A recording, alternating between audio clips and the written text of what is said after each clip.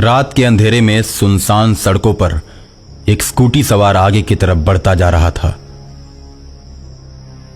कुछ ही दूरी पर रोड में किसी ने बड़ी बड़ी कील लगा रखी थी। उसकी स्कूटी पंचर हो जाती है और वो परेशान हो जाता है। अरे यार, अब इतनी रात को मैं पंचर कहां बनवाऊं? मेरा घर भी बहुत दूर है, कैसे जाऊंगा मैं? वो इसी उलझन में पड़ा हुआ था कि एक सफेद कपड़ा पहने हुए मौलाना उसके सामने आ जाता है। उस मौलाना की दाढ़ी बहुत ही बड़ी हुई, आंखें भयानक, पैर उल्टे। स्कूटी पर सवार मुकेश उसे देखकर डर जाता है।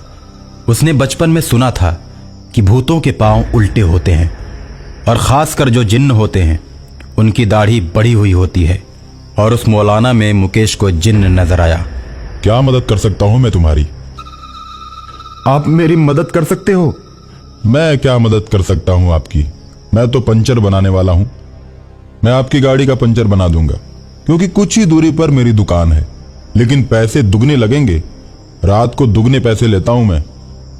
ठीक है, इतनी रात को पंचर बनाना कहां आसान काम है। मैं तो तुम्हें दुगने नहीं, दुगने से भी ज्यादा पैसे दूंगा।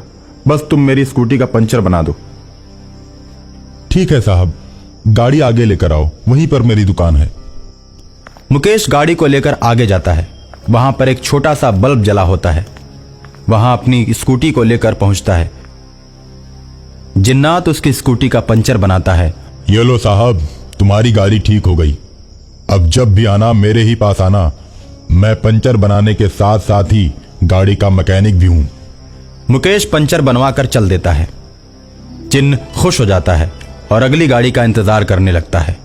रास्ते में कील गड़ी होने के कारण सभी गाड़ियां पंचर हो जाती हैं और वो उनका पंचर बनाकर ऐसे ही पैसे कमाता रहता है।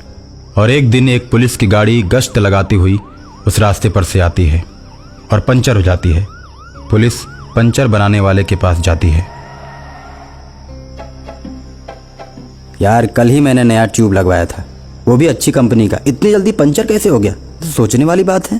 साहब, रोड पर नुकीले नुकीले पत्थर हैं, अक्सर टायरों में घुस जाते हैं और गाड़ी पंचर हो जाती है। तब तो तेरी दुकान खूब चलती होगी। हाँ हाँ साहब, चलती तो है। पंचर बनाने वाला गाड़ी का पंचर बना तो देता है, लेकिन उसकी हवा भरने वाली मशीन खराब हो जाती है।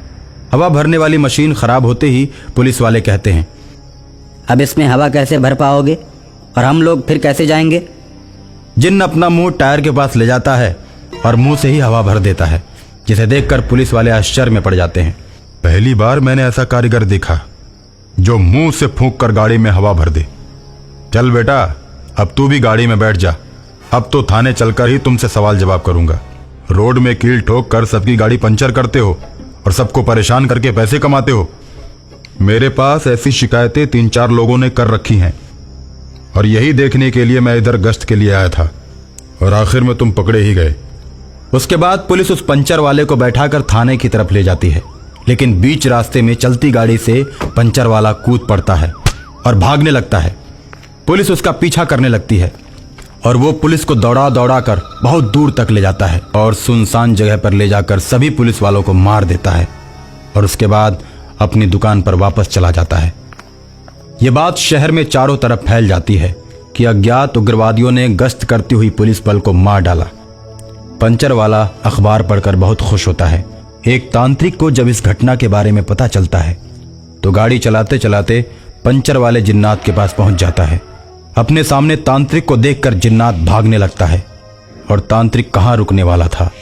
उसने बोतल का ढक्कन खोला और मंत्र पढ़कर जिन्नात की आत्मा को बोतल के अंदर कैद कर दिया। उसके बाद बोतल लेकर एसपी के पास पहुंच जाता है और कहता है, पुलिस बल को मारने के पीछे उग्रवादियों का हाथ नहीं, इसी पंचर बनाने वाले जिन्नात का हाथ है। इस अपराधी को मैंने बोतल में बंद कर दिया है। आप तो इस बात को नहीं मानते कि भूत प्रेत होते हैं। अगर आप कहें तो मैं अभी आपको दिखा देता हूँ। दिखाओ। सही बात हुई तो तुम्हें पुरस्कृत किया जाएगा और अगर गलत बोलकर भ्रम फैलाया तो दंडित भी किया जाएगा। एसपी की बात सुनते ही तांत्रिक बोतल का ढक्कन खोल देता है। बोतल से धुआं निकलता है। जिन्नात प्रकट हो जाता है। बोतल के भूत को देखकर एसपी हक्का बक्का रह जाता है। एसपी को दिखाने के बाद तांत्रिक पुनः जिन्नात को बोतल के अंदर बंद कर देता है। एसपी तांत्रिक को पुरस्कार देकर विदा कर देता है और इस तरह पंचर बनाने वाला जिन सदा सदा के लिए मुक्त हो जाता है।